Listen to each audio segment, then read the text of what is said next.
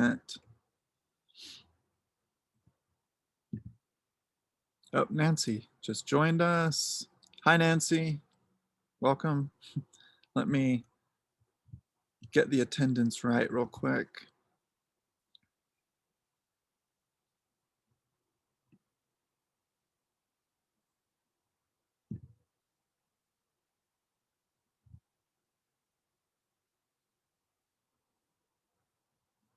Okay.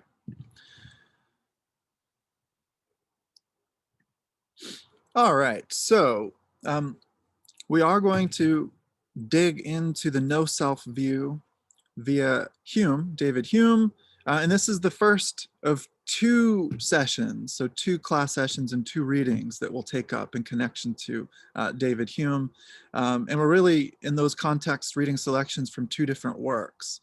So for the question of personal identity, we're reading his first major treatise in epistemology, the treatise on human nature, and then in a few weeks, so this will be the second week of the second unit of the course, having to do with, as I've provided these labels, world, and so taking up metaphysical and epistemological questions of a different order or a different nature than with which we've been occupying ourselves thus far.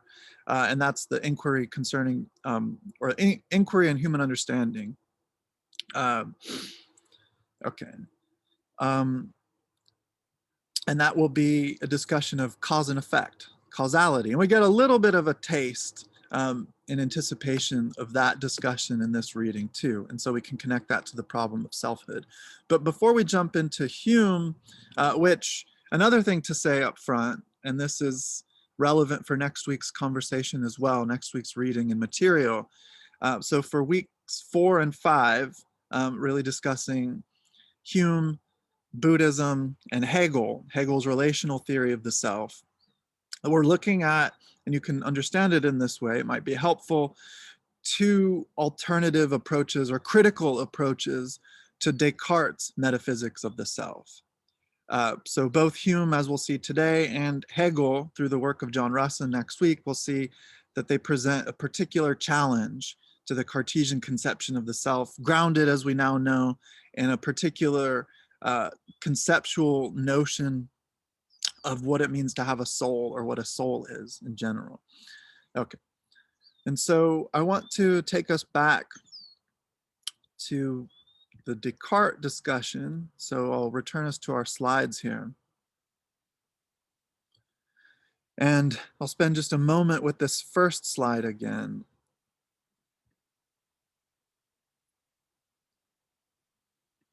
Where we are running through various candidates as possible responses to this overarching question of the principle of the pursuit of the principle of identity, the nature of identity.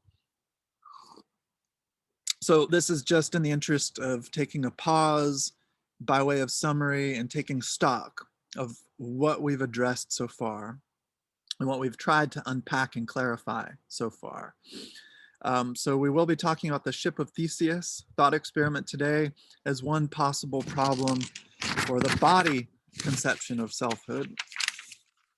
And it arises in the reading for Hume. So some of you might have noticed it. He doesn't name it. He doesn't call it the ship of Theseus, but it comes up on page,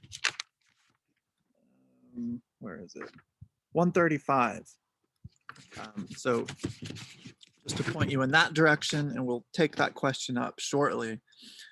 But looking now, since we're going to finish, we're going to wrap up our account of Descartes' approach to these questions, taking a look at the candidate that he favors in terms of these possible choices, soul. So the self is one's immaterial soul, being a kind of immaterial substance or entity.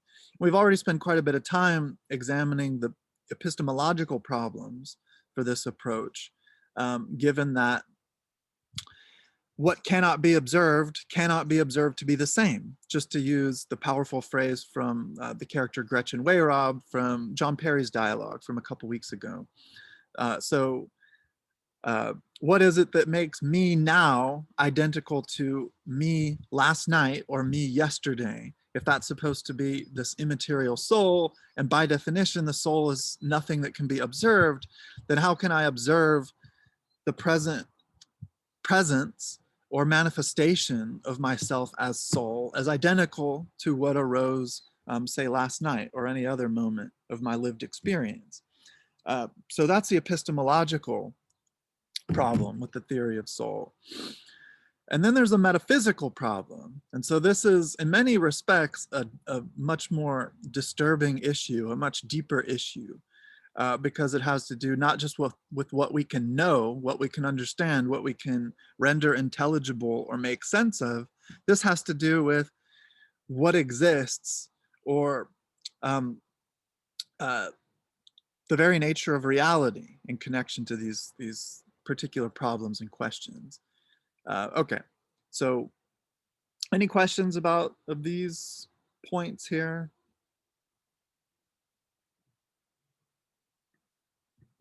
So I'm going to jump back to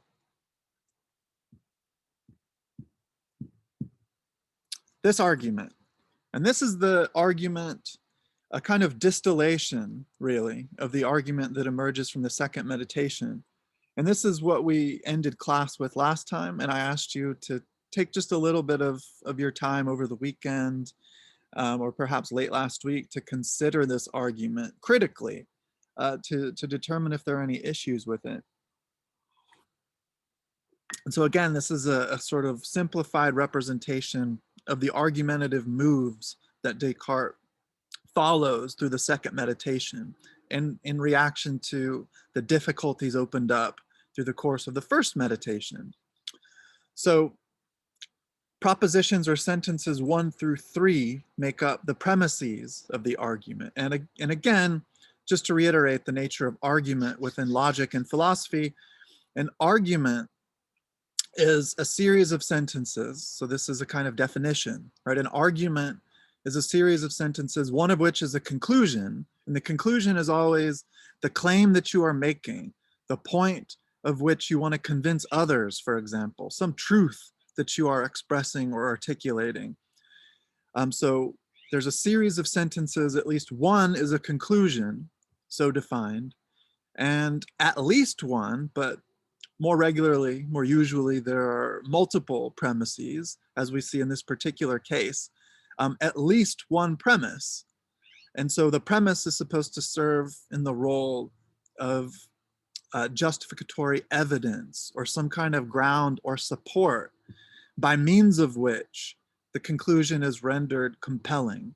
Or in an argument of this nature, dealing with a deductive argument, in a valid argument, and so that's a bit of technical vocabulary here. When it comes to validity, that's a particular criterion by which we evaluate the strength or efficacy of deductive arguments. So in the case of a deductive argument like this, given the premises, just accepting the premises for the sake of argument, so if the premises are true, just sort of accepting them at face value, if the premises are true, then the conclusion must necessarily be true. That is, the truth of the conclusion on the basis of those premises is guaranteed. There is, in other words, no other possible way one can conclude. So a classic example of such argumentation would be something like this. All men are mortal. Socrates is a man. Therefore, Socrates is mortal. So if you accept the truth of the premises, all men are mortal, Socrates is a man, then the conclusion absolutely follows. There's no other possible way you can conclude that reasoning, right? And so that's the kind of argument that Descartes is presenting us here. So the first premise, my body has the property that I doubt it. Premise 2, my mind does not have the property that I doubt it. Premise 3, and again, this is what is called an enthymeme, and that's Greek for a kind of assumed or hidden premise, one that isn't explicitly made clear. It's just sort of hidden in the background, but in a context like this, it serves a necessary role in bridging the strength of the premises in terms of their inferential connection to the deductive status, that is the deductively valid status of the conclusion. So if two things are identical, then they must share all properties in common. So the example I used last time was saying George Washington is identical to the first president of the United States. So to make that identity claim, it has to be the case that this historical figure, George Washington, shares all properties in common with the historical figure that we name the first president of the United States. So you could have two pieces of paper, and this speaks to the difference between qualitative identity and numerical identity, or as Hume puts it in our reading, and just to call your attention to this, if I can find it very quickly, where he uses this phrase. It's on page 136 at the top. So this is Hume's language. The first is that though we can usually distinguish quite exactly between numerical and specific identity, yet sometimes we mix them up and use one in the place of the other in our thinking and reasoning. So numerical identity is a reference to the singularity of the existence of any given entity in terms of what it is. So you can have multiple sheets of paper which resemble each other specifically, that is to say, using Hume's phrase, in terms of the qualities that they show. They are, to use Weyrob's phrase from the Perry dialogue, exactly similar. So think of how one might be in connection to one's identical twin. So a stranger, for example, wouldn't be able to pick two identical twins apart because they seem exactly similar. So they share a really strong specific identity in terms of, for example, being the species of human, but even stronger than that in the case of genetic traits that are more or less indistinguishable. But numerical identity then doesn't hold between twins because one kind of property or quality that they do not share in common is spatial locatedness. Right, so we can just distinguish or discriminate between two sheets of paper, which are in every other respect exactly the same. We can say that they're not identical because they don't occupy the same measure of space, right? They, and this is how Descartes defines body in its essence, in contradistinction to the essential character of soul. Body is essentially extension. So this kind of language might have confused you from the reading from last week, but extension or extendedness just is the essential property that is ascribable necessarily to every existing entity insofar as it is material or physical. So to say that this stack of papers has extension means that it occupies some measurable volume of space, so it's extended within some volume of space, and at the same time it excludes other extended bodies from that space. So I can't take two sheets of paper, however similar they might be, and smash them together and get one sheet of paper, right? We're always going to have irreducibly, in this case, two sheets of paper, or perhaps more if I start ripping, right? Then we're generating or proliferating new entities which do not share numerical identity. Now, since according to premises 1 and 2, the body has a property that I doubt it, while my mind does not have the property that I doubt it, we have to conclude, given the principle of, and this is what Leibniz, so another early modern philosopher, he came up with this phrase following Descartes called the identity of indiscernibles. So if two things are indiscernible from one another, in terms, again, even of spatial locatedness, then they have to be understood to be identical. So given that principle, the principle of the identity of indiscernibles, mind and body are separate substances. And this is what is known as the strong conclusion of Descartes' substance dualism or metaphysical dualism, in accordance with which all of reality is ultimately reducible to either mind or body. And so, given what we know now about deductive argumentation, given the truth of the premises, the conclusion is guaranteed. And so one way to detect and determine an invalid argument, a bad argument, in other words, is such that even if the premises are true, it doesn't follow necessarily that the conclusion is true. So what do you guys think about this argument? Is this a powerful argument? Is it convincing to you? Or are there issues with it?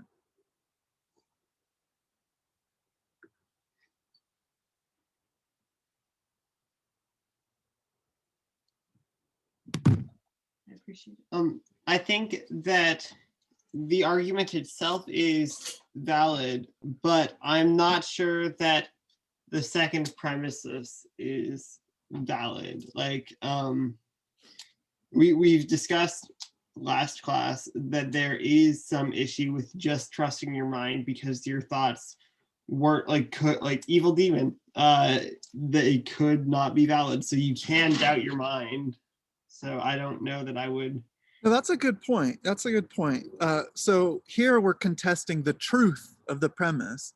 So Karina suggested that we're dealing in terms of the formal structure of this argument with a valid one, but that's not all you need for an argument to be strong or praiseworthy or convincing, because I could generate a virtual infinity of valid arguments that are composed of complete nonsense, right? So for example, I could say,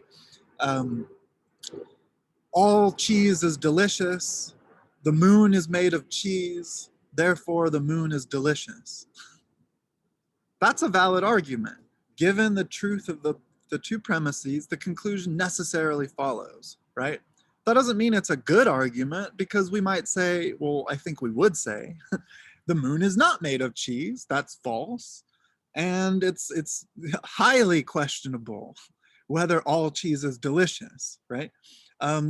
So we would say that that is a valid argument, but it's not sound. So soundness is another criterion by which to evaluate the goodness or compellingness of deductive arguments. And there are two criteria involved. So to be a good argument in the full sense, that is to be sound, an argument has to first of all be valid, which is a formal or structural characteristic of it, such that given the premises, the conclusion is guaranteed to be true. But then the second criterion for soundness is the question, or related to the question, are the premises true?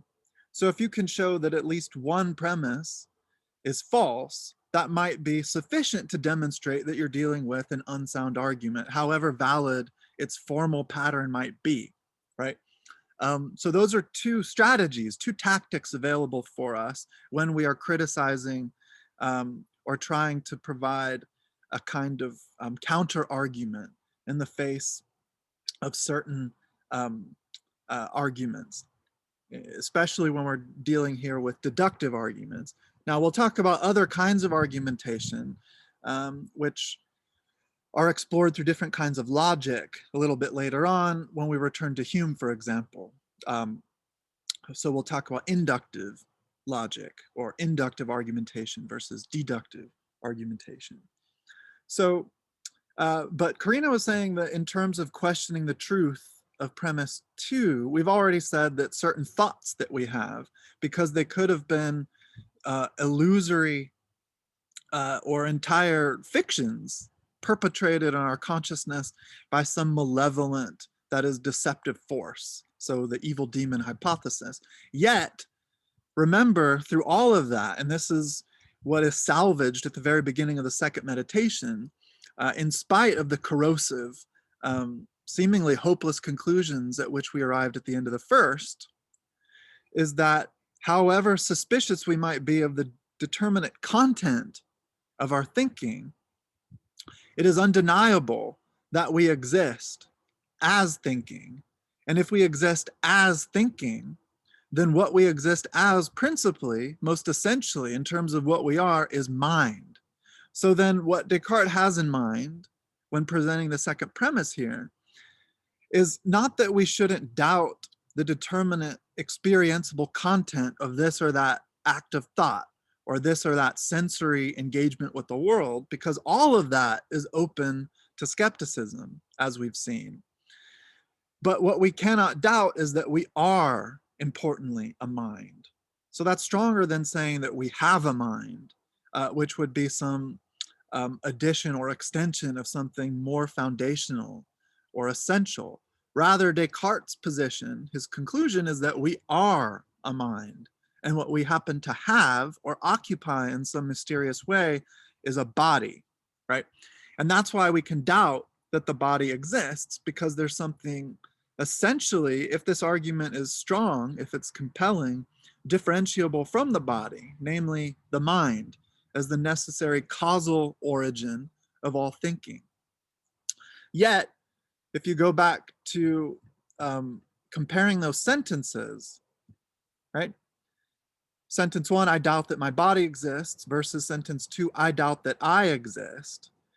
This is where we arrive at that argument. So if you say, I doubt that I exist, doubting is mental activity.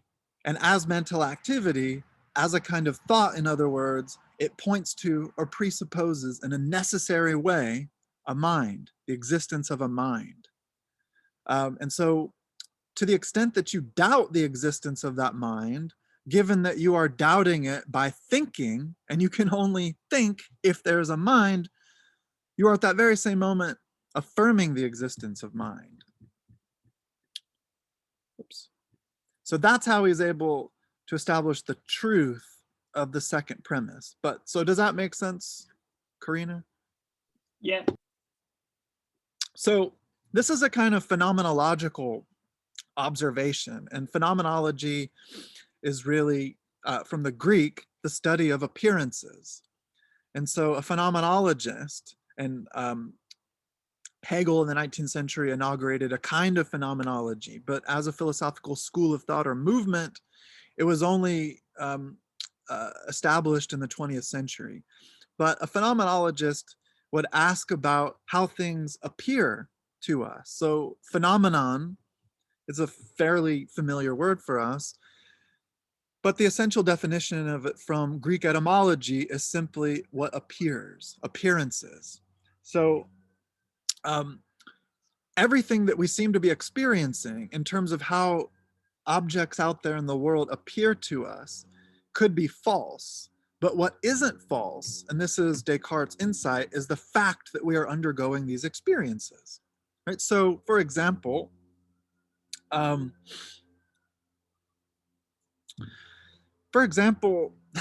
just to use this as an example, since he died recently, the late great rapper DMX. I might have taken a fistful of LSD or mescaline or something this morning and be hallucinating that DMX is like sitting across from me at this table right now. Now, Descartes would say, it's undeniable that I am experiencing this figure that I'm calling DMX, right? That's perfectly true. Just as it's perfectly true that you're experiencing what you intellectually understand to be an illusion when you observe a stick that appears to be bent in water, right? So it's undeniable that you are seeing what appears to be a bent stick in the water, just like it would be true for me to say, I am seeing DMX sitting in front of me right now. Or I'm seeing, a 60-foot tall purple gorilla in the corner of my deck or something like that. Those are experiences that I am undergoing. Yet, the only error or mistake occurs when, in addition to that observation, I make the unwarranted gesture or move and argue that or claim that there is some external object independent of my experience, such that if I were to leave my deck and one of you were to come over, you too would see DMX sitting there. So when I make the unwarranted move from the basis of my first person subjective experience to say that there is some objective state of affairs occurring independently of that experience, that's when the error arises. So similarly, even if everything that I seem to be thinking, perceiving, and so forth is an illusion, that is, has no independent existence outside of my experience, it's still the case that I am having these experiences, right? So then that's how we're able to get to the second premise there in terms of the truth of that premise, which brings us to that conclusion. So does that make sense? It was a little long-winded, but these are some, difficult arguments that are worth spending a little bit of focused energy on. So does anyone else have any thoughts about this, about this argument?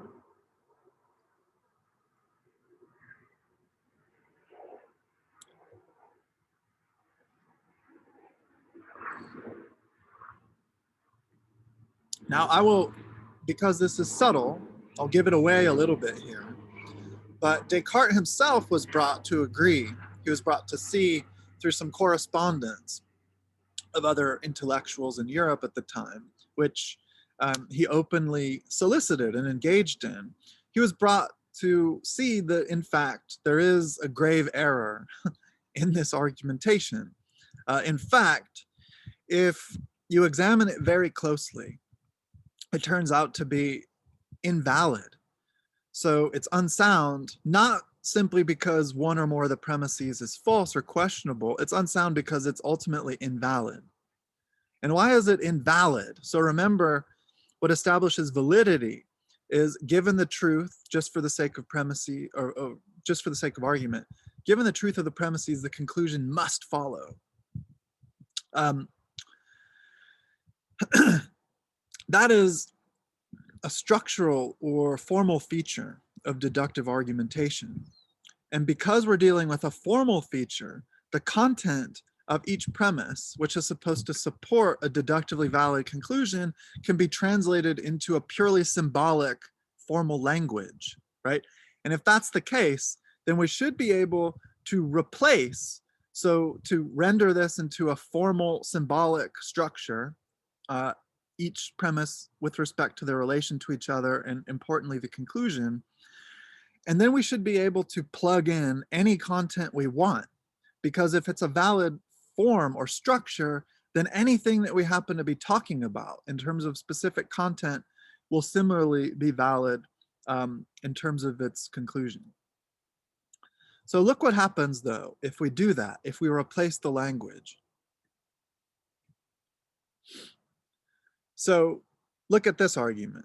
Premise 1, H2O has the property that I doubt it. Let's say I am a complete fool. I am entirely ignorant of chemistry, even the most basic chemistry. Let's say I've never heard of H2O. So I doubt that it exists. I don't know what that is when you talk about H2O. So H2O has the property that I doubt it. Premise 2, water does not have the property that I doubt it. I'm very familiar with that. I drink it, I bathe in it, and so forth.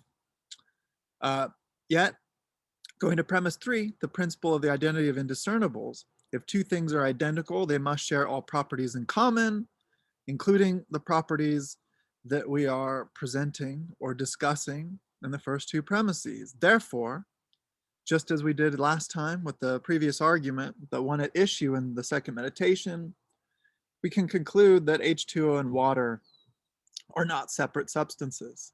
But of course, we know that they are identical, just as George Washington is identical with the first president of the United States. So let's say someone were to seriously, in good faith, present this argument to you. So this very argument about the difference between H2O and water. What would you say to them? So how would you convince them that their reasoning had somehow gone astray?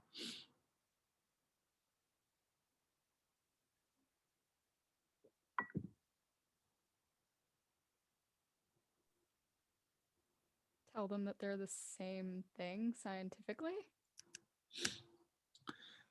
Okay, but they don't believe it, right? So without having to give them some kind of comprehensive lecture on the essential, just the absolute basics of chemistry, what might you tell them without having to go into all those details?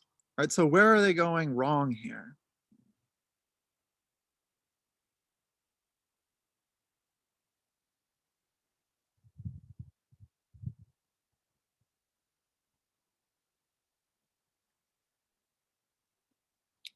So the Different properties that water has. well, the trick is to Instead compare of the doubting it. language of the first two premises with the language of the conclusion, right? So there's a clue in there. So what kind of language or what words or concepts are present in the first two premises that are absent in the conclusion?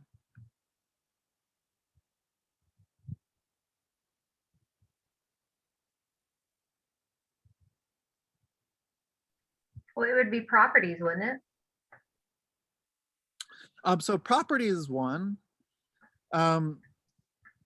but you could flesh out with more specificity the conclusion by saying something like, therefore H2O and water are separate substances, and then you might put in parentheses because they have different properties, right? So that's not too big of a problem. But what else? So that's one thing, but what else is different about those sentences? The conclusion names that they're substances. And Okay. saying that H2O exists. Good. So substance is present in sentence 4, and it's not present in the first two premises, but what is present in both of those? The I, it's coming from the conclusion that your perceptions and your doubting of, or not doubting of H2O or water is like that your doubting is absolute fact. Right. Yeah. So good. So we noticed that there's this concept of substance in the conclusion, and substance, as we've mentioned before, is simply that which, metaphysically speaking, exists in order to support different properties or qualities, right? So this coffee cup is a substance like a pincushion. So the pincushion analogy presented by John Locke. The cup is a substance that stands below like a pincushion does, standing below and thus on that basis able to support the pins.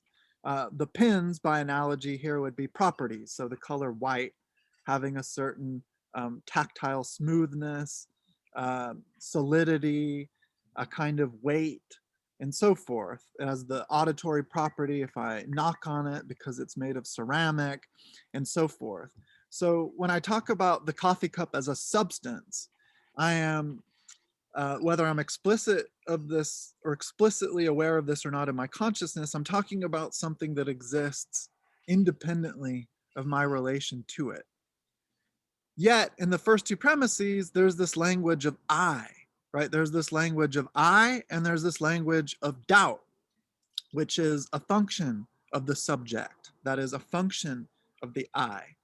And so, in short, building on what Renee and Karina, actually the two Renees and Karina suggested to us in our critical approach to this argument, you might tell someone, well, look, just because you doubt that H2O exists has really no bearing at all on the existence of H2O, right? You can doubt all you want.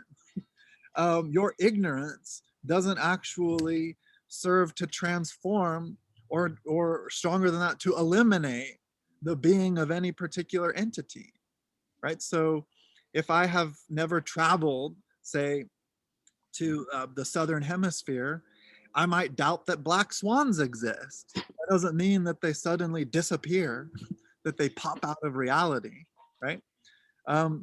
So the problem is, and this is why it's not a valid argument. So just to go back to the argument, the problem is in the premises, and this is what philosophers would refer to as intentional discourse, not intentional as in purposeful or deliberate, but intentional as in if you have like a set of numbers. So in mathematics, to talk about set theory, for example. So let's say within brackets or parentheses, you have a series of numbers which bear a particular relationship to each other. Intentional discourse in this example would be discourse that has to do with what's inside those brackets and touching nothing beyond it or outside. So no other numbers or series of numbers. So in this case, intentional discourse has to do with language of subjectivity. So in short, the habits of my own mental powers. So doubting is a function of my own thinking, an articulation of my own subjective awareness.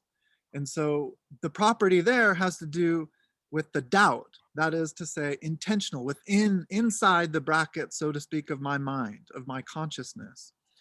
Yet, in the conclusion, we're dealing with extensional discourse. So the language has nothing to do with subjectivity. I'm no longer talking about doubting or thinking or fearing or hoping or desiring or even perceiving.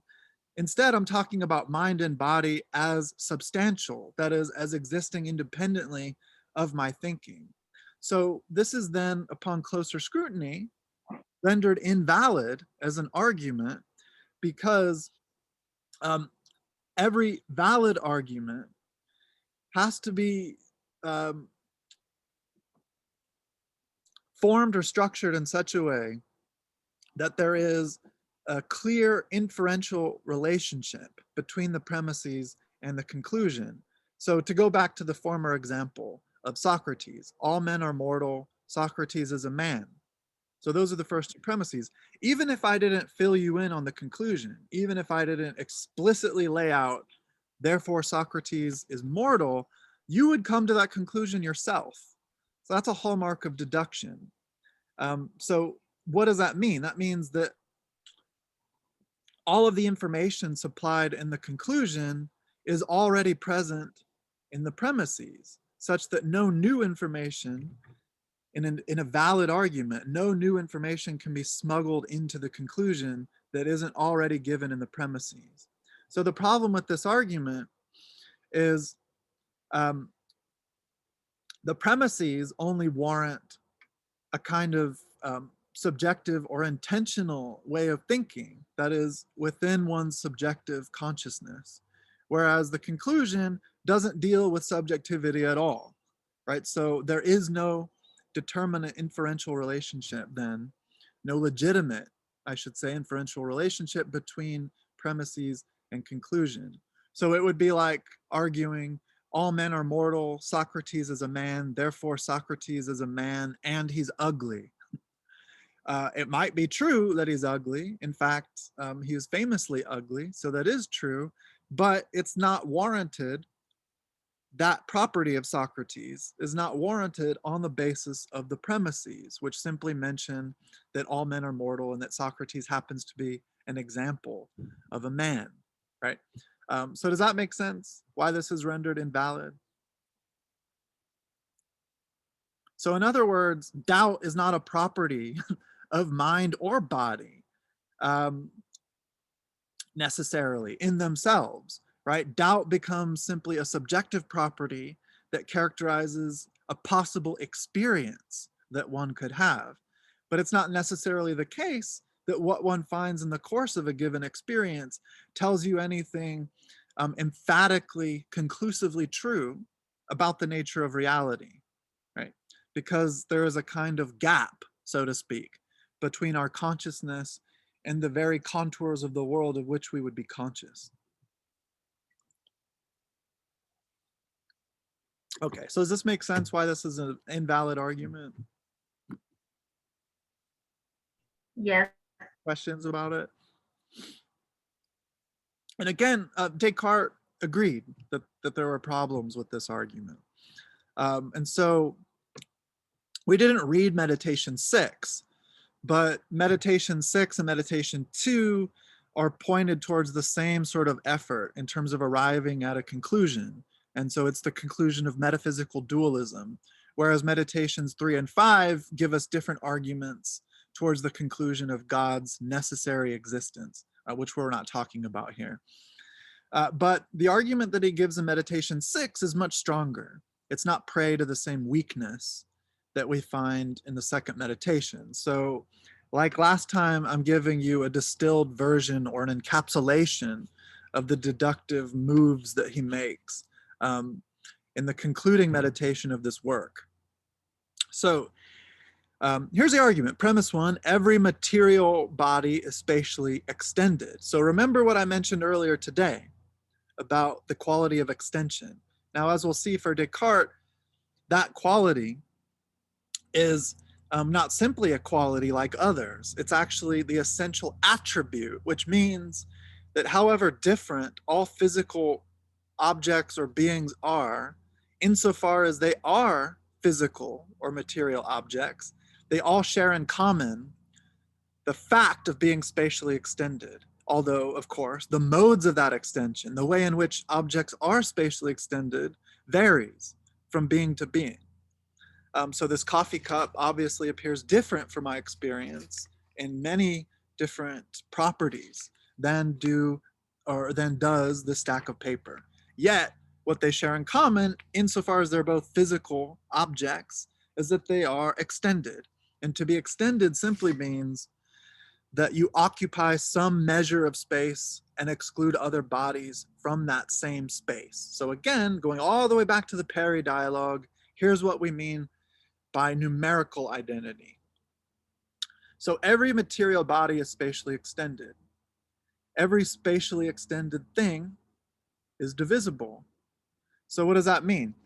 This stack of papers is spatially extended, and as spatially extended, it is, in principle, divisible. In principle, physics tells us, theoretical physics, it is infinitely divisible, right? So in principle, this is, albeit empirically impossible for me, but as a theoretical posit, I can take some scissors and I could cut this stack of paper in half, and then I could cut one half in half, another half in half, that half in half, that half in half, ad infinitum, right?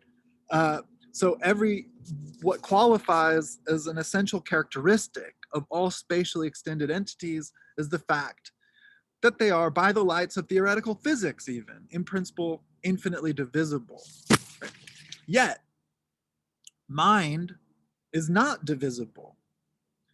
So, now this is a subtle point, not least because of what we understand now after the advent and evolution of Freudian psychoanalysis in the 20th century, from which we get ideas that are more or less commonplace now, like the subconscious or the unconscious versus the ego versus the superego, and so forth, right? So you might say that in a sense, drawing on Freudian psychology, that mind is measurable in such a way that we can define differentiable categories, right? But that's metaphorical, or at least analogical, in connection to what we're ascribing to materiality, right? So yeah, I might say that my mind is divisible into these dimensions or kind of origins of experience, sources of thought and experience and trauma and so forth, in terms of ego, id, and so forth. But that's not the same thing as dividing up a physical object spatially. And so there are other qualities too that we ascribe to physical things. So for example, and remember, the brain is, strictly speaking, by Cartesian lights, a body or an aspect of body. So when we talk about mind versus body, we don't mean brain versus body, as was suggested, I think, misleadingly in the John Perry dialogue. For Descartes, brain is simply a part of the body. Mind is distinct. This is his strong metaphysical dualism. So think about it. I can ask, for example, how much my brain weighs. So if you were to take a brain out of someone's skull and put it on a scale, You could weigh it, just like I could put this coffee cup on a scale and weigh it.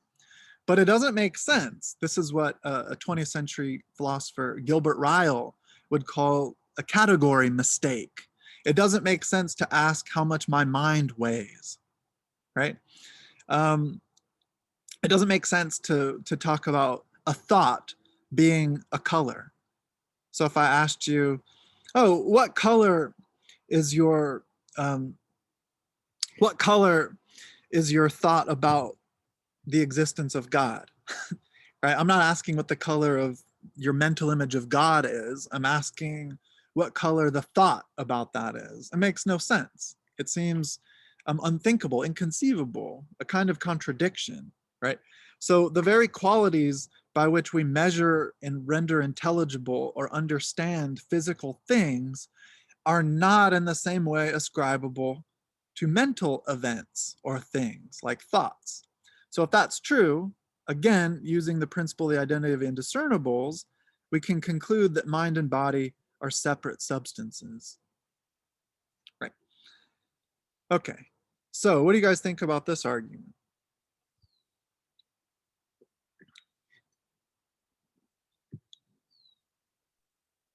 I think it's better than the last one, because it seems the mind is not divisible thing is more supported, and I like that it has at least one more explanation. Like the last one only had 4 kind of points, but this one has a little bit more, so I think it fleshes itself out just a little bit. Good. So Yeah. I think Good. it's better. So does it seem valid in a way that the previous argument was not valid? Yes, that's what I was trying to get at. Is this seems much more valid and believable because of the amount of steps to the argument, and then also that you can kind of prove that your mind is not divisible just to yourself. Yeah, and this is what we mean, and we'll take this up when we turn to Hume in a few minutes, by the simplicity of mind, which Hume questions at the very beginning of our reading for today. So we typically think, and here he has, although implicitly he doesn't name him, Descartes in mind, right? He might come up at some point in the reading, I don't remember exactly, but he has someone like Descartes in mind who posits, and arguably to some extent Locke as well. He does argue against Locke later in the reading, but this notion that self or personal identity is simultaneously simple. So despite the complexity of who we take ourselves to be and how we change over time as we put ourselves out there through various actions and relationships in the world, there is nevertheless, we understand, something to be simple, beyond, or that lies below, you might say substantially, the intense variability of the content for our experience and thought. So there's supposed to be something simple, which means indivisible, right? So whenever he talks about the purported simplicity of self, he has someone like Descartes in mind for making this argument. So the body is composite, which means it's not simple.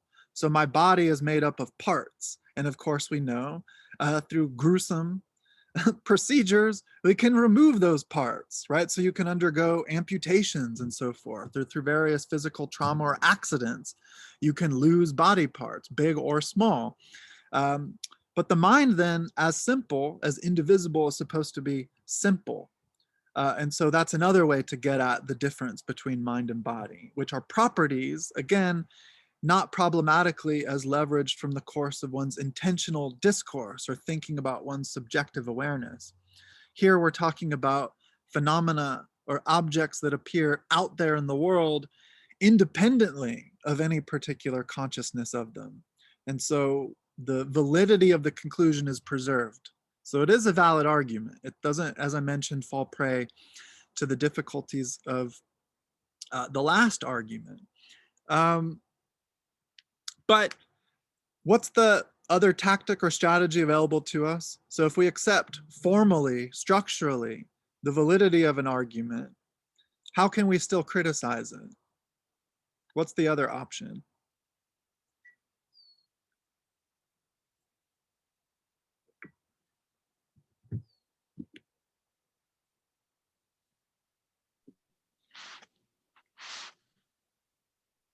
Well, you can either prove that one of the premises is false, or you can find a hole in the logic. Right, so it seems in terms of the logic, in other words, the inferential connection between premises and conclusion is solid at this point. So we find deductive validity, so that means we might still question the truth of this or that premise. And so what is a premise here that is questionable, even if we don't exactly want to refute it?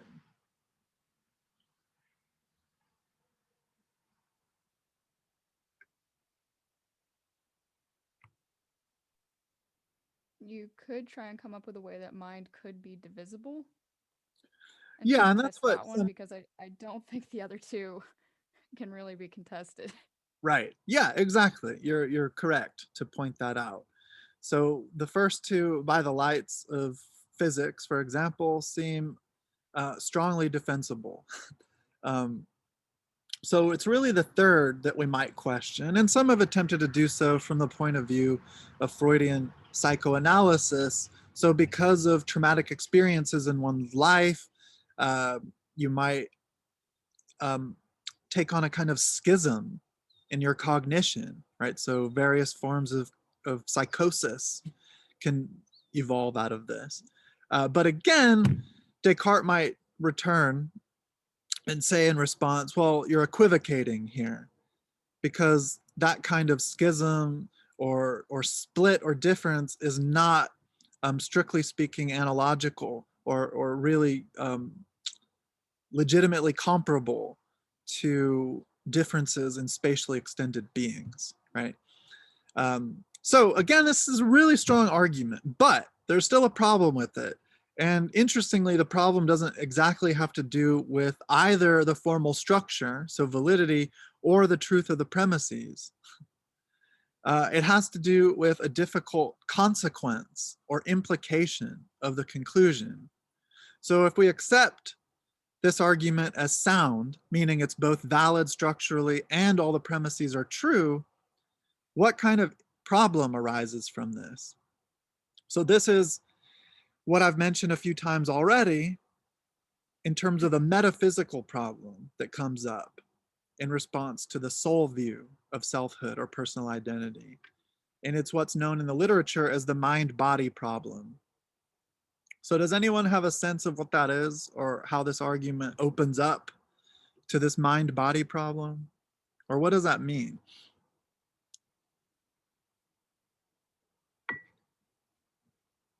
And this is a huge problem that has never been satisfactorily resolved. And it's a problem for metaphysical dualism, this idea that mind and body are radically distinct, that they make up entirely separate ontological orders. Ontology, again, having to do with the nature of existence. So does anyone have an idea what the mind-body problem would be here?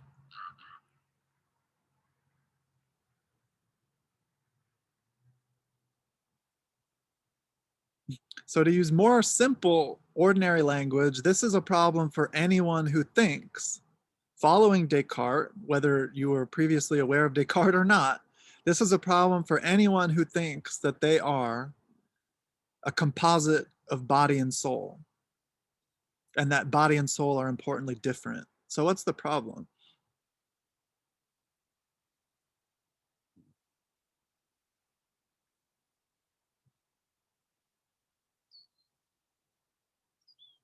Well, who can give a basic account, maybe a sort of image of how we typically think about the relationship between body and soul?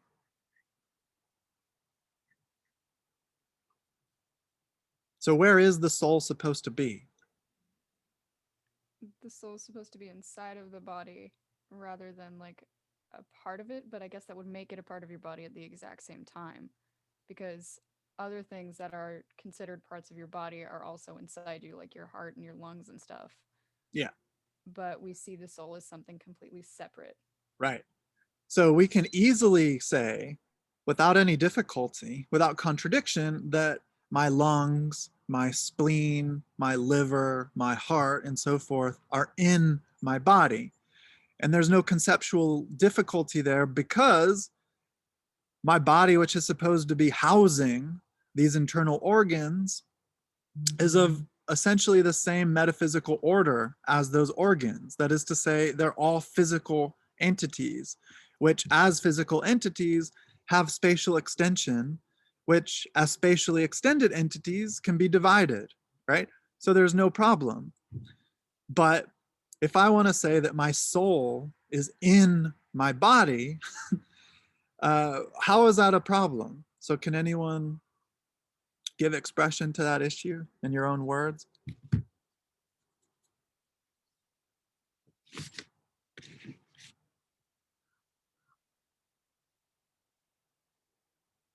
So isn't the word in as a totally normal, ordinary preposition, isn't that a spatial preposition? So if I say coffee is in my cup, I'm making an observation about a particular relationship, a spatial relationship, such that one physical thing is containing another physical thing. Or if I say I am in my house, I'm saying the same thing, but in a different context. So if I say my soul is in my body, then I'm making the observation of a spatial relationship between my soul and body. But how can that be if the soul is not a material entity, which is therefore not spatially extended? So my soul, by definition, if we understand the soul to be an immaterial, unobservable entity, my soul cannot be in anything because it's not physical. And because it's not physical, it can't bear a spatial relationship to things. So then how can I ever conclude that my soul is in my body, or that my soul, and here's a stronger problem, is somehow controlling or governing the choices and behaviors of my body? So if I say, I'm hungry, so I feel in terms of my soul hunger, and I can thus motivate my bodily form to go into the kitchen and get some lunch, right? But how is it that an immaterial entity can control or move, that is to say, a material entity, if they are of entirely different, radically different ontological natures? It's a complete mystery how they can ever relate to each other at all, right? So how my body can relate to my soul, so how changes in my bodily experience can manifest in changes in my thinking. That's not clear how that can happen. And it's not clear how my will, how my mental volition and choices and decisions can impinge upon my body to get it to do things. Yet that seems totally normal. I have the thought, I want to raise my hand, and then I raise my hand. But it remains entirely mysterious how that's possible if we couch it in this essential relationship between a soul and a body. Right? Does that make sense?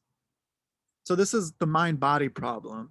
And Descartes tried to answer it by pointing out that there must be some infinitesimally small, comparable to the whole, that is compared to the whole, physical component of the brain, which serves as a sort of bridge between the soul. That is a bridge or point of connection between the soul and the body. And for Descartes, the idea he had was that was the pineal gland in the brain. So he thought the pineal gland must somehow bring together mind and body. But what's the problem there? Is that a satisfactory answer?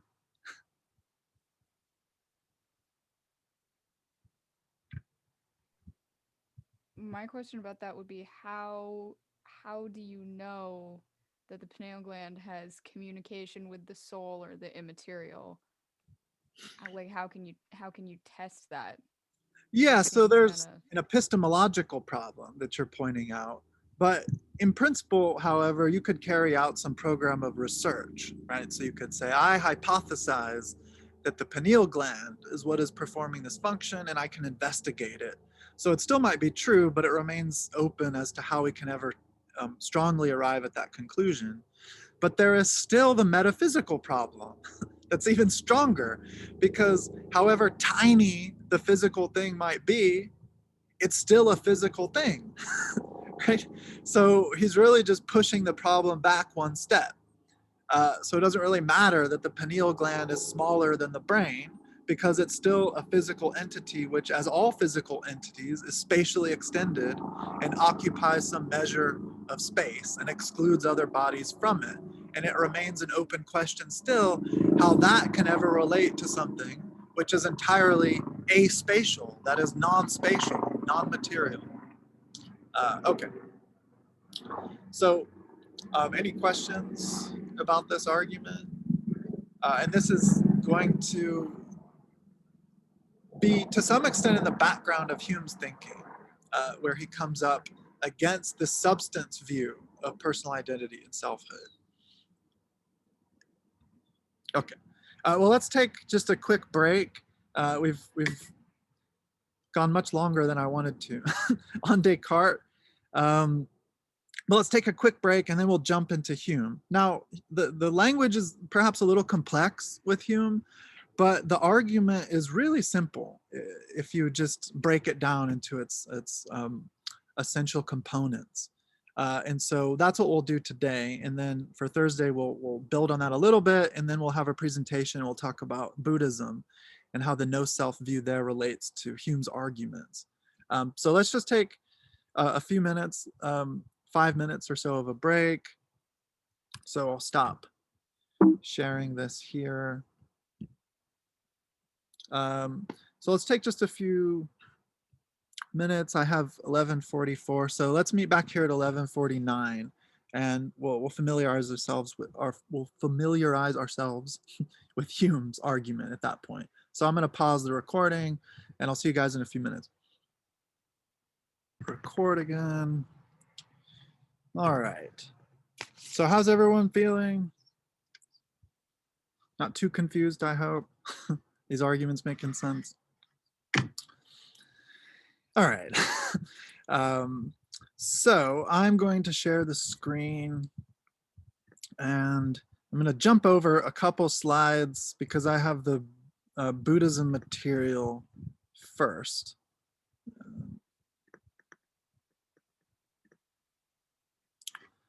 So we're now going to shift our attention from this kind of metaphysical, substantial understanding of the self in terms of soul, which by some or to some perhaps is paradoxical, right? That the soul as an immaterial thing can be a substance or an entity. And we'll focus on an argument, a particular argument. So we'll focus on Hume's argument today that questions the conceivability of such a thing. And so he'll come to the conclusion, as we'll see, that there is no self, and that the very concept of identity that we labor under, not in terms of our pre-reflective or ongoing, ordinary, everyday sense experience and activities in the world, which deploy our perceptions and our emotions, for example. That's not what he's questioning, the role of identity within that kind of context, but rather the strong philosophical idea, notion, or concept of personal identity that we think about when we're considering the very questions that we've been occupying ourselves with over the last few weeks at this point. Okay, so I'm going to skip over that. So we'll be walking through the text together. And so at the very beginning, and this is section 6 from the Treatise on Human Nature, which was the first major work in metaphysics and epistemology that Hume presented. And so this is on the very first page, 132.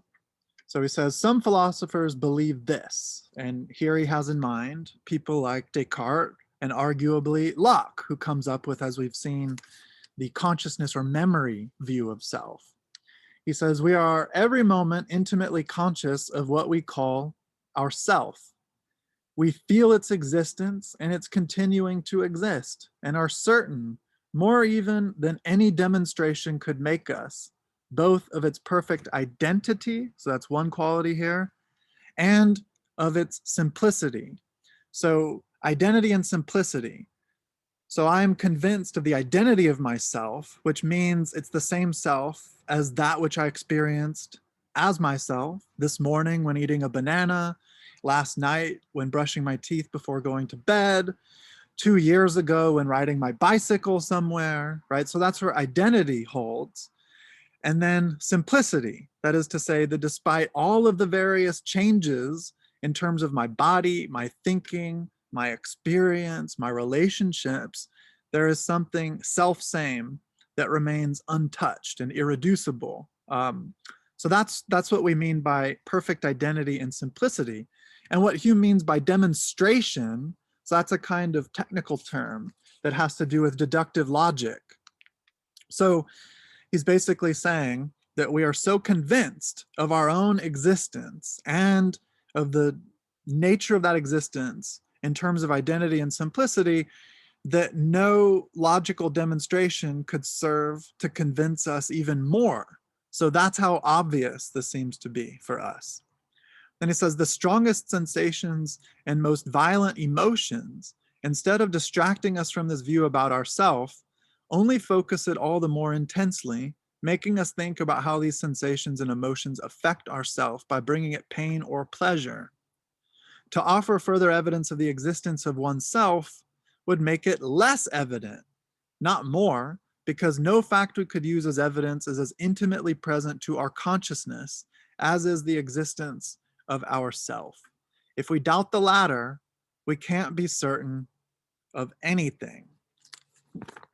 Okay, so this, in terms of the initial setup of the argument, this is precisely the view that Hume will be arguing against, right? So just to be clear about that. And this is the view represented by historical thinkers such as Descartes, whom we just talked about, and also arguably Locke, although of course they come to different conclusions, really strongly different conclusions about what this self is. They nevertheless believe that it exists, and it exists as a kind of identity and simplicity again. Okay, so does this make sense?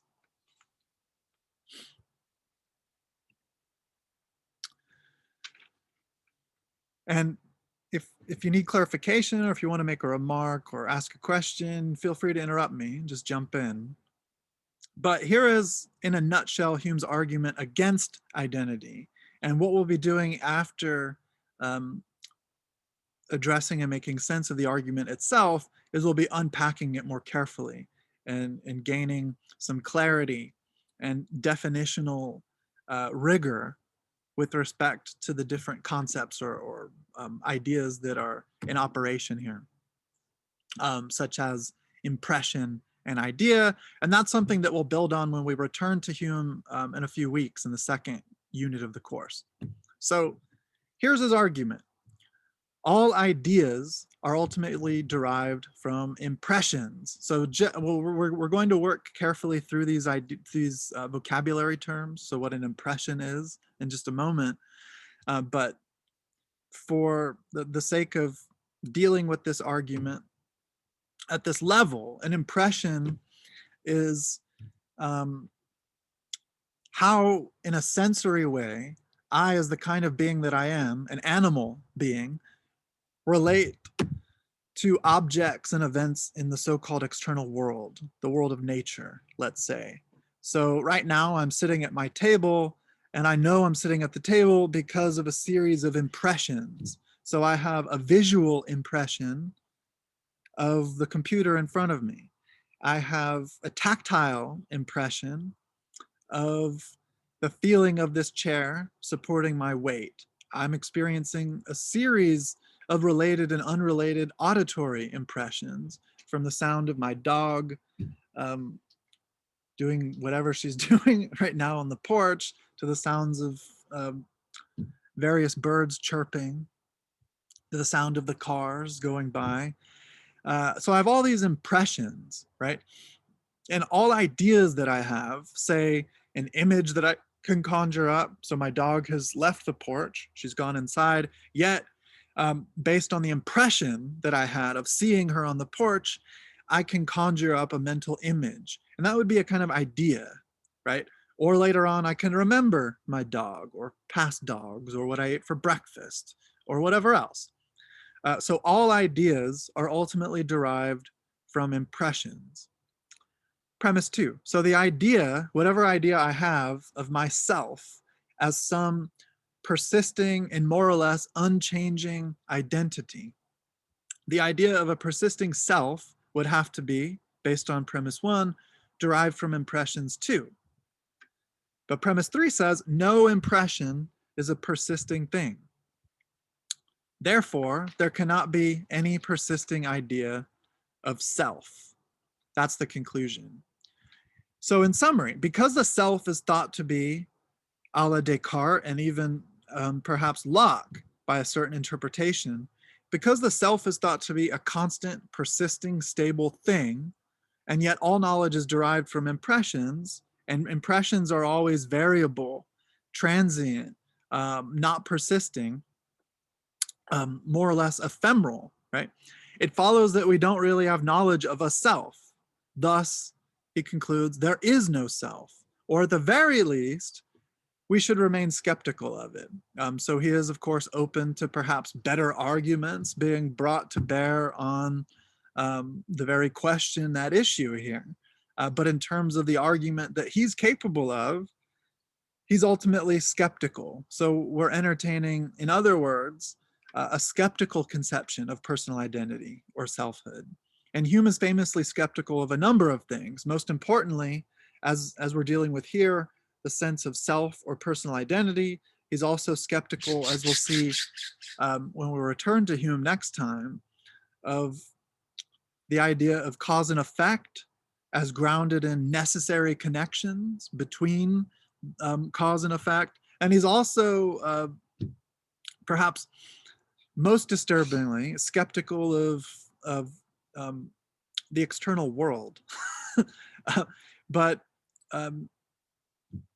yeah, it's a little strange the way he makes that particular move, but we'll talk about that. So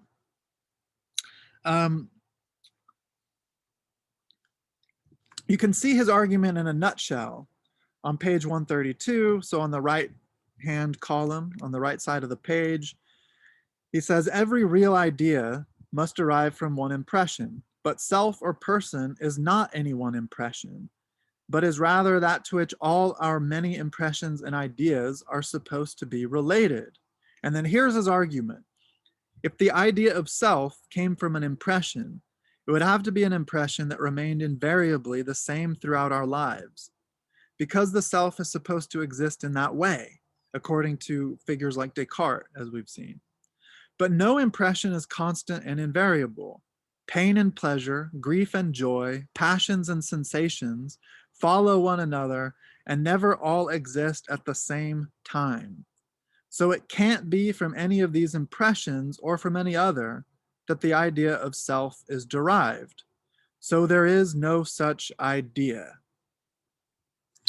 And then in the next paragraph on the same page, towards the bottom of the page, he says, for my part, when I look inward at what I call myself, so he's inviting you to consider this on your own person. He says, when for my part, I look inward at what I call myself, I always stumble on some particular perception of heat or cold, light or shade, love or hatred, pain or pleasure, and so on and so forth. I never catch myself without a perception and never observe anything but the perception. So think about it. Look inward, find yourself, right? Think about yourself. Aren't you really encountering yourself under very particular indeterminate conditions. So right now yourself is maybe tired, maybe bored, maybe hungry, maybe anxious. And so that's in terms of emotional affect or sentiment. But also you find yourself sitting in a chair in X position. You might have a pain in your back, as I do. You find yourself hearing a particular series of noises. You find yourself visually perceiving a particular arrangement of objects in your immediate surroundings or environment. And then he goes on to say, let me see. And this is on page 133 when he gives us the bundle theory. So I'm going to turn to this in a moment. He says, just checking the time, our eyes can't turn in their sockets without varying our perceptions. Our thought is even more variable than our sight. So if you even roll your eyes or close your eyes or turn them to the right or move them up or move them left, you are at each instance generating new impressions. That is to say, new perceptions, which as new perceptions, and we're dealing with perceptions in the plural, can be divided and separated from one another. Right? So one perception is not identical to another perception. And in the course of our ongoing experience, we encounter an unending, uninterrupted series of such impressions. And the only interruption that occurs, and this is why we're able to differentiate our dream lives from our ordinary waking lives, is when we're asleep, right? And he provocatively says, though, at the top of page 133, when I am without perceptions for a while, as in sound asleep, for that period I am not aware of myself and can truly be said not to exist. If all my perceptions were removed by death, and I could not think, feel, see, love, or hate after my body had decayed, I would be entirely annihilated. I can't see that anything more would be needed to turn me into nothing. But then he says, being more cautious and giving evidence of an open-minded philosopher, he says, if anyone seriously and thoughtfully claims to have a different notion of himself, I can't reason with him any longer. I have to admit that he might be right about himself, as I am about myself. He may perceive something simple and continued that he calls himself, though I am certain there is no such thing in me. Oh man, there are yard people here now. Hold on just a second. I gotta move.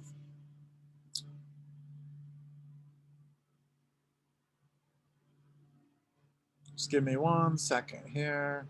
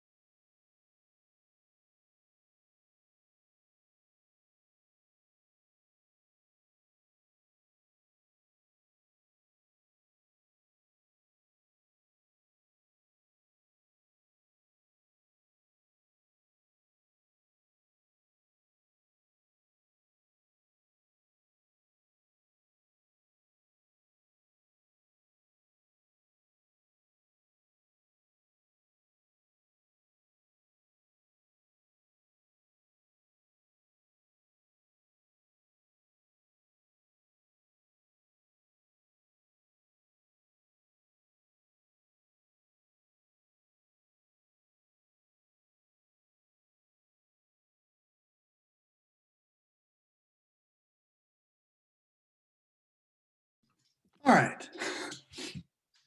Sorry about that.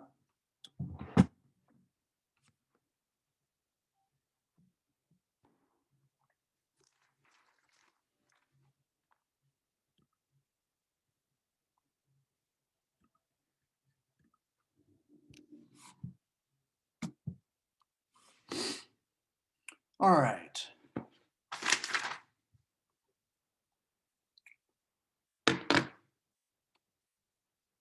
So far, is Hume's argument making sense? I think so. Okay, good. Yeah, let me know if there's any confusing point, either from our discussion or from the reading materials. Like I said, it's once you gain some understanding and clarity on the vocabulary, on the technical concepts at play, it's a fairly simple and elegant argument. Okay. So now let's spend a little bit of focused time on some of the technical terms and move towards a definition of impressions and ideas. And so again, we'll hold on to this vocabulary and this empiricist kind of epistemology for our return to Hume later on.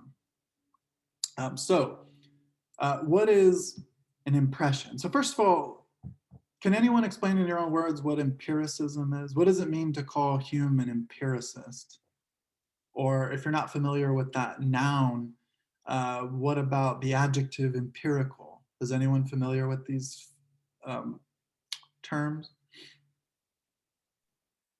Well, it makes me think of empirical evidence, right? So he would have to have absolute proof of something. Well, okay, you're in the right place and you're coming from the right direction, but we'll leave aside notions like absolute. But yeah, empirical evidence, it's a hallmark of what we understand to be the scientific method, right? And Hume is one of these early intellectuals, early in terms of modernity, opened up by Descartes, who lays out the basic kind of methodological foundations for what we now understand to be in a simplified way, usually too simplified, too reductive way, the so-called scientific method, right? But the scientific method, just to be really simple here, the scientific method requires observation, right? And it's through the practice of observation, usually through robustly calibrated technological prostheses, right? So telescopes, microscopes, other measuring instruments, and so forth, which become then extensions of our own sense modalities, right? Observation is what gives us evidence, right? So if you want to test a particular claim, which is claimed to be true, you should experience it. And by experiencing it, you, as a scientist, would set up a more or less a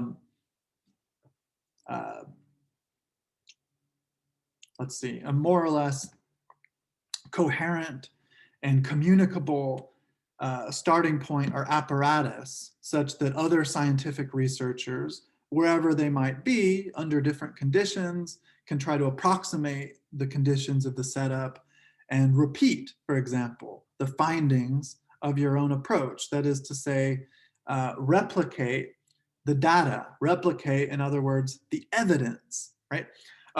So as an empiricist, and Hume is rather a radical empiricist, right? And so for this reason, as we'll see, he rejects metaphysics altogether. So he's very suspicious of these strong metaphysical conclusions, as we've encountered so far in Descartes, for example. Because these conclusions are not warranted, they're not justified by, as was mentioned, the evidence, right? So evidence comes from observation, in other words, sensory experience. And as we've already seen, that's how we understand impressions. So that's what an impression is. And for Hume, all impressions are divisible into two varieties. There are outward impressions, which we might call perceptions, or sensations. So right now I have an outward visual impression of the desk, of the other objects in my immediate space. I have auditory impressions and so forth. So straightforwardly perceptions. And then we have inward impressions, which are characterizable in the terms of sentiment, feeling, or emotion. And these kinds of impressions are often entangled with one another. So if you go to the airport, when you can travel again, or feel comfortable doing so, if you go to the airport to pick up or receive a long lost loved one, someone you care deeply about that you haven't seen in quite a while, the moment that you visually see them approaching you, you have an outward sense perception of their presence, and that is accompanied perhaps immediately by an inward impression as sentiment, that is a feeling of happiness or joy or love. And so the experience of pleasure and pain too would be a kind of inward impression. And then there are ideas, and ideas are always faint copies of original sense impressions. So as an analogy, consider this image of a surface of some body of water, right? So imagine you're at a pond and you throw a rock or a stone into the water. It makes contact with the surface, breaks the plane, and then you see, as depicted here, a series of concentric circles that radiate outward from the epicenter, that is the locus of contact. And as they radiate out, as you can see here, the rings grow fainter and fainter until they decay more and more and disappear altogether, right? So think of then, by this analogy, the point of the surface of the water at which the rock makes contact as an impression, and then the ideas would be the faint copies of that impression, understood in this scenario as those concentric circles that radiate outwards and decay until disappearance. So these ideas, so to speak, using the analogy, resemble the original impression, but in a way that's much weaker and fainter. So I have an immediate sensory visual impression of my dog lying on the floor, and later on I can conjure up that memory, but it will be a kind of faint copy of the original. It will be less vivacious or powerful than the original.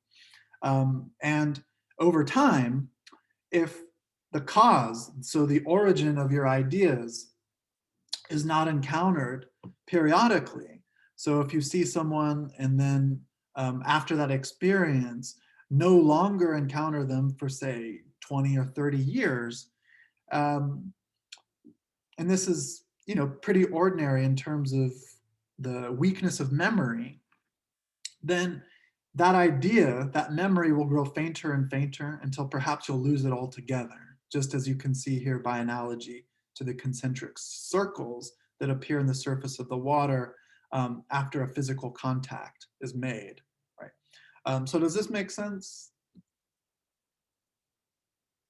So this is an epistemology in terms of the limits and powers of the human understanding or of human consciousness. In other words, of what human beings are capable of knowing and what the nature of that knowledge is. And it's empiricist in as much as it's all essentially grounded in sense experience as its ultimate foundation. So any questions about that?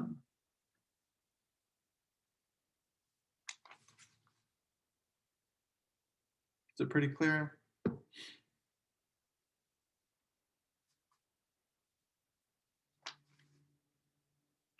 Okay. And so that brings us to the bundle theory. So what is the self, according to Hume? And this comes up in our reading on page 133. And it precedes what we'll call the theater analogy of the self, which Hume is very careful in his warning shouldn't mislead us.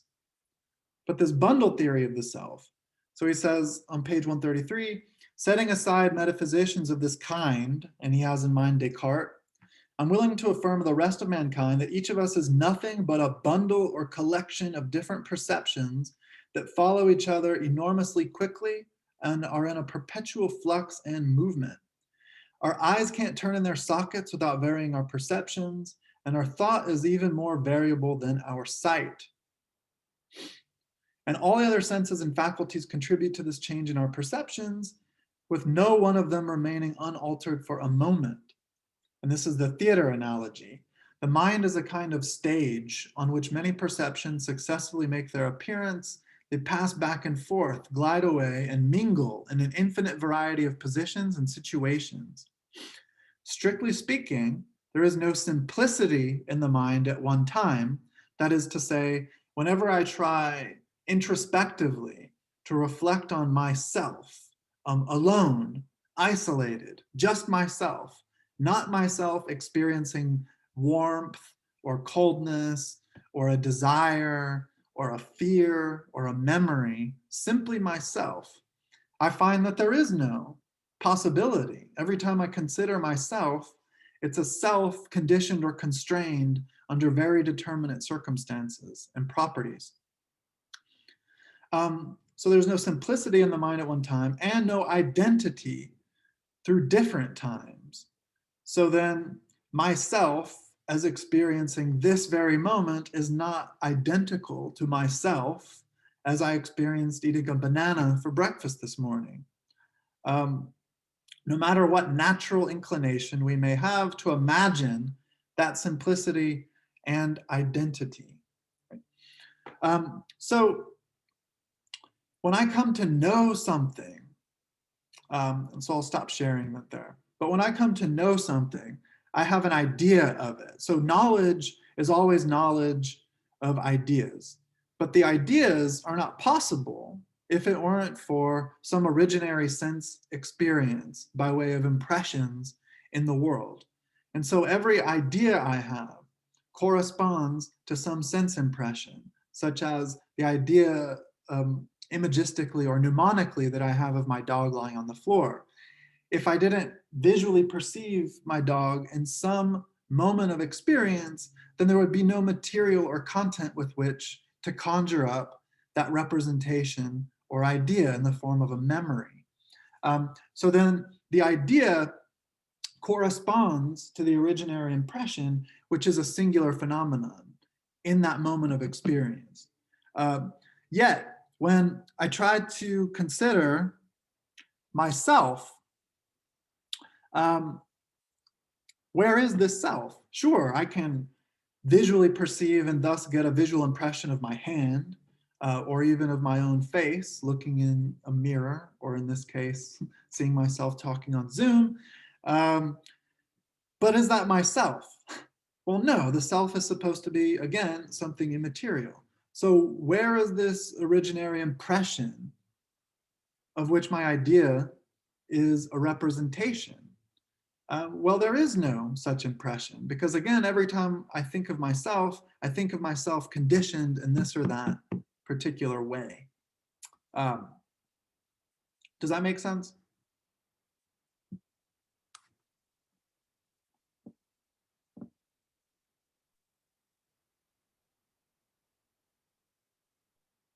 Is anybody here? Yeah, that makes Yes. Okay. All right, well, we're out of time. So next time we'll begin class by looking at the Hume and Avicenna existential comic. If you haven't taken a look at that already, I encourage it because it shows us two philosophers who arrive at wildly different conclusions on the basis of the same starting point. And then we'll have our group, our presenters, walk us through an account of Buddhism, and they might make connections to Hume.